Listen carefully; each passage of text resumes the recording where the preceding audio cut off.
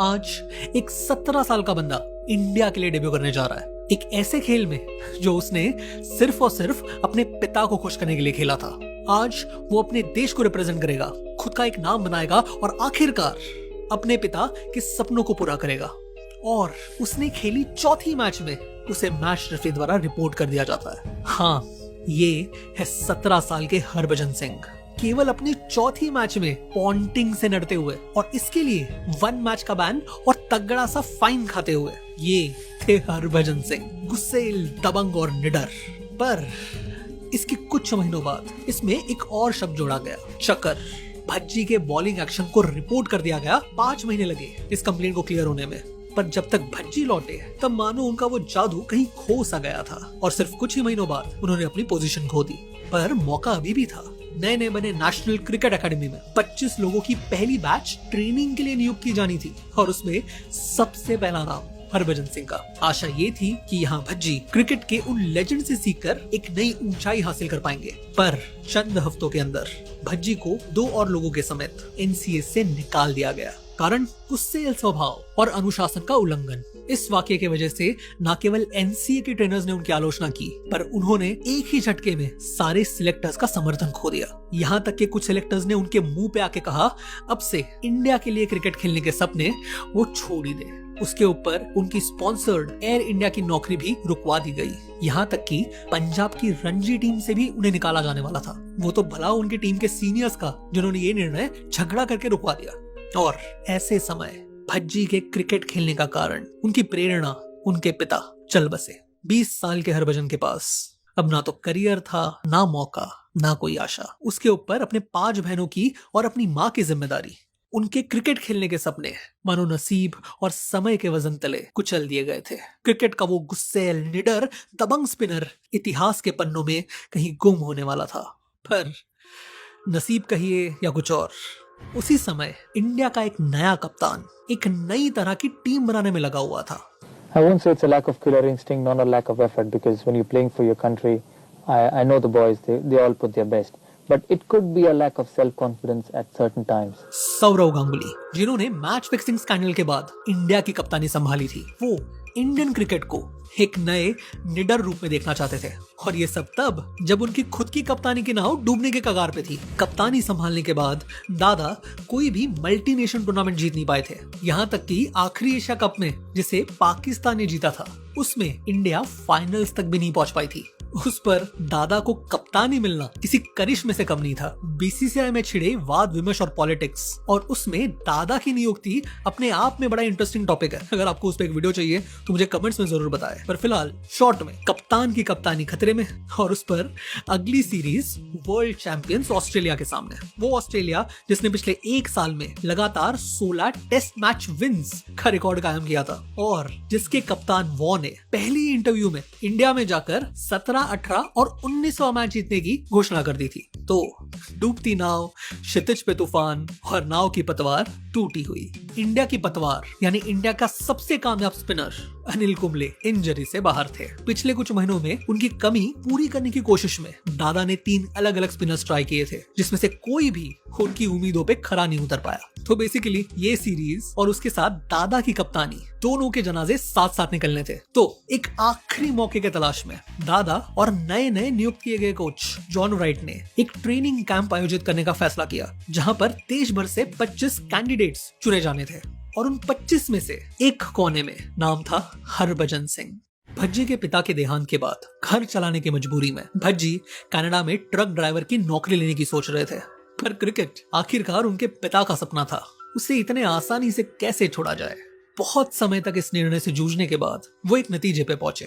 एक बार, एक आखिरी बार मैं अपनी जी जान से कोशिश करूंगा, फिर जिंदगी भर ट्रक चलानी पड़े तो पड़े, एक बार जरूर कोशिश करूंगा। तो सुबह 11 से लेके शाम 5 बजे तक सिर्फ और सिर्फ प्रैक्टिस, जो करना पड़े वो करना पड़े। और 5 बजे से 3 घंटे तक बॉलिंग प्रैक्टिस। हर बार उस एक परफेक्ट गेंद की तलाश में, दिन, हफ्ते, महीने, हर दिन वही प्रैक्टिस, बिना किसी को कुछ भी बताए। वो खुद भले ही कुछ कह नहीं रहे थे, पर उनका जुनून, उनकी वो जिद आसपास के लोगों को साफ नजर आ रही थी। और इस पागलपन को देख पंजाब के एक सिलेक्टर ने भज्जी को एक आखिरी मौका देने का सोचा।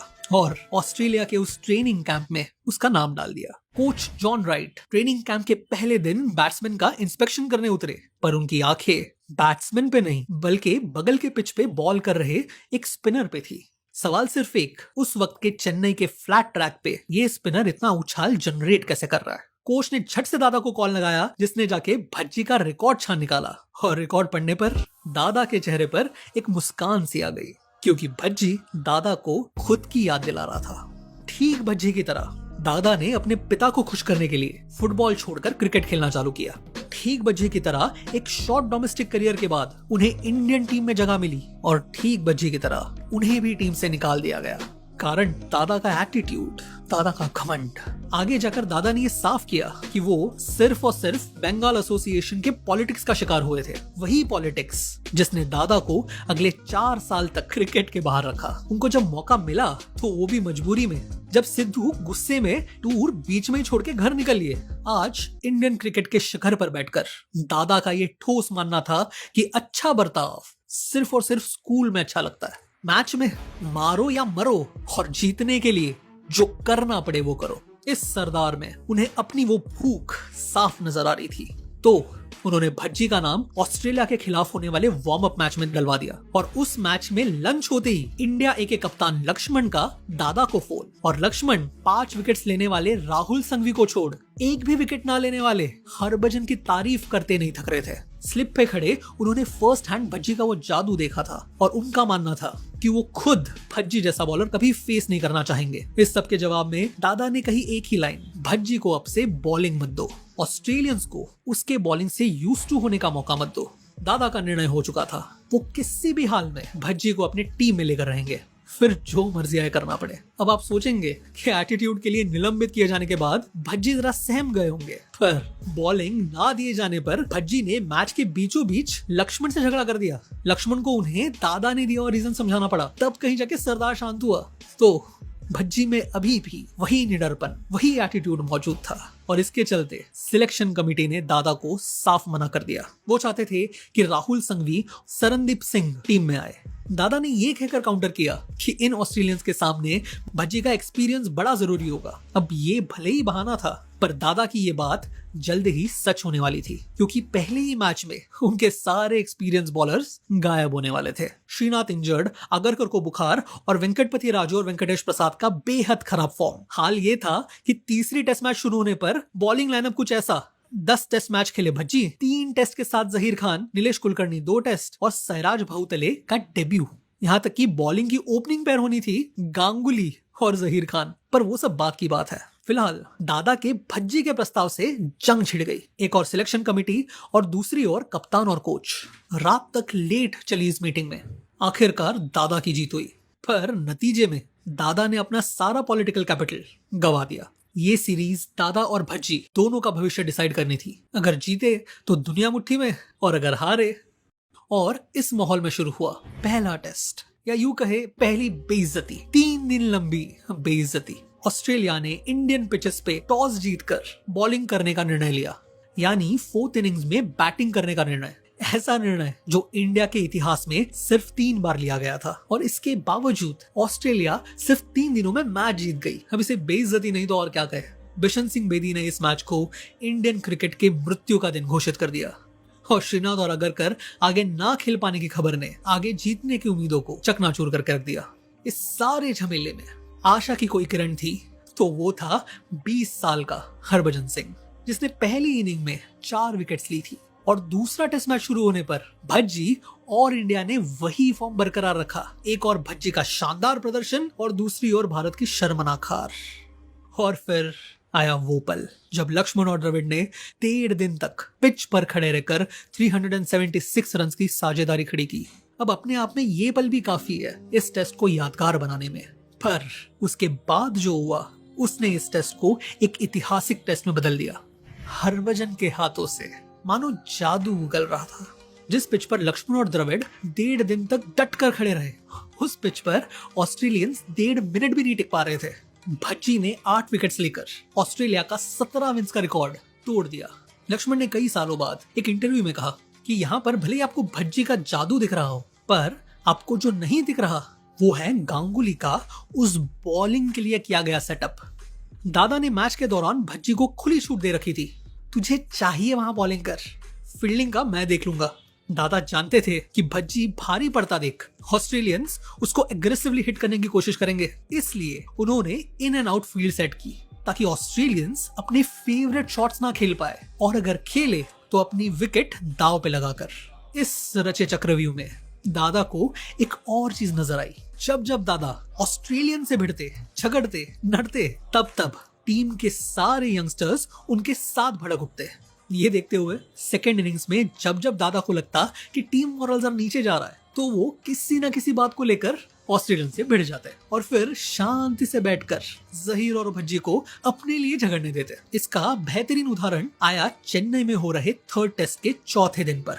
ऑस्ट्रेलिया ने 131 रन की बढ़त हासिल कर ली थी और शेन वॉर्न और स्टीव वॉक धीरे धीरे मैच को इंडिया से दूर ले जा रहे थे। आखिरी ओवर आते आते वॉर्न के आसपास लक्ष्मण स्लिप में, दास फॉरवर्ड शॉट लेग पर और द्रविड़ लेग गली पर, और ऐसे समय दादा आए और सिले पॉइंट पे खड़े हो गए बिना हेलमेट के। अगली 2 गेंदें वॉर्न ने जैसे तैसे डिफेंड कर ली, पर हर बॉल के बाद दादा वॉर्न को टोकते, उन्हें सलाह देते, उनकी बैटिंग की प्रशंसा करते। और फिर आई दिन की आखिरी गेंद। दादा ने पहले एक और फील्डर बुलाकर गली पे खड़ा कर दिया और फिर बार बार जाकर उसकी पोजीशन ठीक करने लगे। अब फर्ज करो कि आपको जोर से जाना हो, टॉयलेट का दरवाजा भी सामने हो और आपको कोई जाने ना दे, तो आपको कैसे लगेगा? बस कुछ यही हाल शेन वॉर्न का था। दिन खत्म होने से सिर्फ एक बॉल दूर और दादा आराम से टाइम वेस्ट किए जा रहा है। तो फिर जब तक बॉल डली तब तक वॉर्न का धैर्य खत्म हो चुका था। उन्होंने पहले जल्दी जल्दी में बॉल आने के पहले ही अपना पाव आगे कर दिया और फिर अपनी गलती देख झट से पाव पीछे करने की कोशिश की, पर तब तक बहुत देर हो चुकी थी। दिन के आखिरी गेंद पर वॉर्न फंस चुके थे भज्जी की गेंद और दादा के चाल में। आज इस बात को 21 साल होने आ गए, पर अगर आज भी आप भज्जी को जाकर पूछे तो वो साफ साफ कहेंगे दादा ने उनका साथ तब दिया जब उनको कोई भी मदद करने को तैयार नहीं था। और अगर यही बात आप दादा से जाके पूछे तो वो सीधा कह देंगे भज्जी ने उनकी कैप्टनसी बचाई। आप इस कहानी को जिस किसी एंगल से देखे, एक बात तो पक्की है, 2001 के उन चंद महीनों में हर गली चौराहे पे अमूल की हर भोजन के संग ही एडवर्टाइजमेंट पाई जा रही थी। इस सीरीज ने भज्जी का नाम इंडियन क्रिकेट के इतिहास में अमर कर दिया था और दादा उनका भज्जी पर लगाया दाव न केवल सफल हुआ, बल्कि इस दाव ने आगे जाकर दादा को इंडियन क्रिकेट का एटीट्यूड बदल देने की ताकत दे दी। कई सालों बाद इस दाव के बारे में पूछे जाने पर दादा ने कहा, लीडरशिप एक बड़ी अनोखी बीमारी है, या तो आपको बचाएगी या तो वो आपको बर्बाद करके छोड़ेगी। पर अगर आप उसकी चुनौती का सामना कर पाए, अगर आप कठिनाइयों का मुंह तोड़ जवाब दे पाए, तो उससे अच्छा काम दुनिया में कोई नहीं।